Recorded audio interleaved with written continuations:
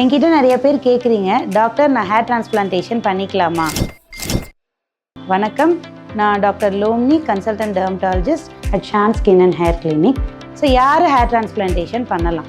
மேல் and females 20 இயர்ஸ்லேருந்து 60 years வரைக்குமே சிவியர் ஸ்டேஜ் ஆஃப் பால்னஸ் இருக்கிறவங்க, அதாவது ஹேர் ஃபால் ரொம்ப ஜாஸ்தியாக இருக்கிறவங்க, கிரேட் 3க்கு மேலே இருக்கிறவங்க, ப்ரொவைடட் அவங்களோட டோனர் ஏரியா நல்லா ஹேர் ஃபாலிகல்ஸ் ஜாஸ்தியாக இருக்கிற மாதிரி இருந்தாலும், குவாலிட்டி நல்லா இருந்தாலும் நம்ம கண்டிப்பாக ஹேர் டிரான்ஸ்பிளான்டேஷன் பண்ணிக்கலாம். இதனால சைடு எஃபெக்ட்ஸ் எதுவுமே கிடையாது.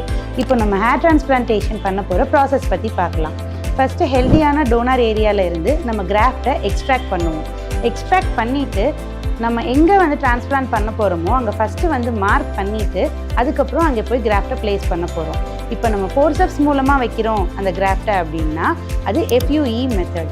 இம்ப்ளான்டர் மூலமாக வைக்கிறோம்னா அது DHI method. FUE and DHI இது ரெண்டுலேயுமே 80 to 90% சக்ஸஸ் ரேட்ஸ் இருக்குது. நீங்கள் நினச்ச மாதிரி ஹேர் லைனுமே நம்மளால் கொண்டு வர முடியும்.